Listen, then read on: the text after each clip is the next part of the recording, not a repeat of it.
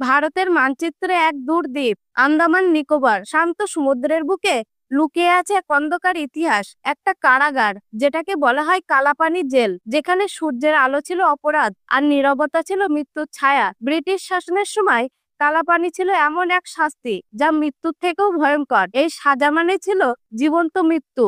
আজ আমরা জানবো সেই ভয়ঙ্কর কারাগারের রহস্য।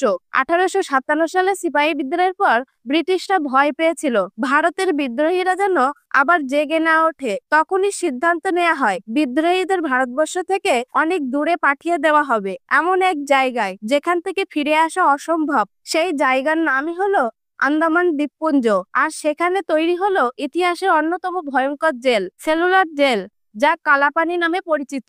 কালাপানি মানেই কালো জল, অর্থাৎ ভারতবর্ষের বাইরে পাঠানো, যেখানে সমুদ্রের ওপারে আন্দামানের ঘন জঙ্গলের মধ্যে বন্দীদের পাঠানো হতো। যে একবার এখানে আসতো তাকে সমাজ থেকে বিচ্ছিন্ন বলে মনে করা হতো। অনেকেই বিশ্বাস করত সমুদ্র পার হওয়া মানেই ধর্মনাশ। তাই এই সাজা ছিল সামাজিক, মানসিক ও শারীরিক তিন দিক থেকেই ভয়ঙ্কর। 1896 সালে শুরু হয় এই জেলের নির্মাণ। 7টি উইং, প্রতিটি কক্ষ 3.5 ফুট চওড়া আর 4 ফুট লম্বা। একটি সেল বা কক্ষ যেখানে বন্দীদের আলাদা করে রাখা হতো। এই জেলের নকশাই এমন ছিল যাতে কোনো বন্দী একে অপরের সঙ্গে কথা বলতে না পারে। প্রতিদিন সকাল থেকে সন্ধ্যা পর্যন্ত বন্দীদের দিয়ে কঠোর পরিশ্রম করানো হতো। তেল পেশা, পাথর ভাঙা, রাস্তা তৈরি, কাঠ কাটা। আর যদি কোনো বন্দী কাজ করতে অস্বীকার করত, তার শাস্তি ছিল ভয়ঙ্কর। তাকে শিকলে বেঁধে রাখা হতো, খাওয়া বন্ধ করে দেয়া হতো, কখনো বা চাবুক মারা হতো প্রকাশ্যে। অনেকে এই অত্যাচার সহ্য করতে না পেরে আত্মহত্যা করতেন।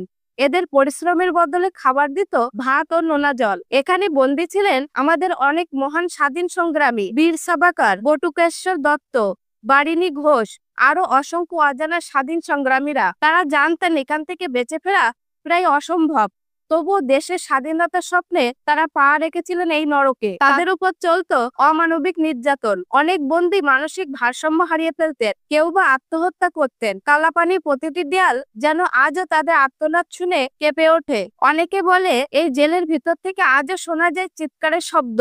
কেউ কেউ দাবি করেন বন্দীদের আত্মারা এখানে আটকে আছে। জেলের কিছু অংশ আজও জনসাধারণের জন্য বন্ধ রাখা হয়েছে। বলা হয় সেই সব জায়গায় ঘটে অজানা ঘটনাগুলো। আজ এই জেলটি ইতিহাসের সাক্ষী হয়ে দাঁড়িয়ে আছে। স্বাধীন ভারতের এক স্মৃতিসৌধ কালাপানি আজ ইতিহাসের প্রতীক, যেখানে অন্ধকারের মধ্যে জন্ম নিয়েছিল স্বাধীনতার আলো। কালাপানির সেই লোহার দরজাগুলো আজও নিঃশব্দে বলে স্বাধীনতার দাম রক্তে লেখা। আর সেই রক্তের দাগ আজও মুছে যায়নি আন্দামানের মাটি থেকে। প্রতিদিন শত শত মানুষ এখানে আসে শ্রদ্ধা জানাতে সেই অজানা বীরদের প্রতি, যারা দেশের স্বাধীনতার জন্য নিজের জীবন উৎসর্গ করেছিলেন। কালাপানি আজ এক শুধু জেল নয়, এটা এক প্রতীক, স্বাধীনতার মূল্যের স্মৃতিচিহ্ন। যারা সেখানে রক্ত দিয়েছেন তাদের ত্যাগই আজকের ভারতের ভিত্তি। আজ সেই কালাপানি দাঁড়িয়ে আছে ইতিহাসের সাক্ষী হয়ে। এখানে প্রতিটি ইট, প্রতিটি দেয়াল বয়ে বেড়াচ্ছে স্বাধীনতার মূল্য। এটা শুধু এক জেল নয়, এটা ভারতের আত্মত্যাগের স্মৃতিস্তম্ভ। এই ইতিহাস ভুলে যাওয়া মানেই নিজেদের অস্তিত্বকে ভুলে যাওয়া। যদি ভিডিওটি ভালো লাগে তাহলে লাইক দিন, শেয়ার করুন।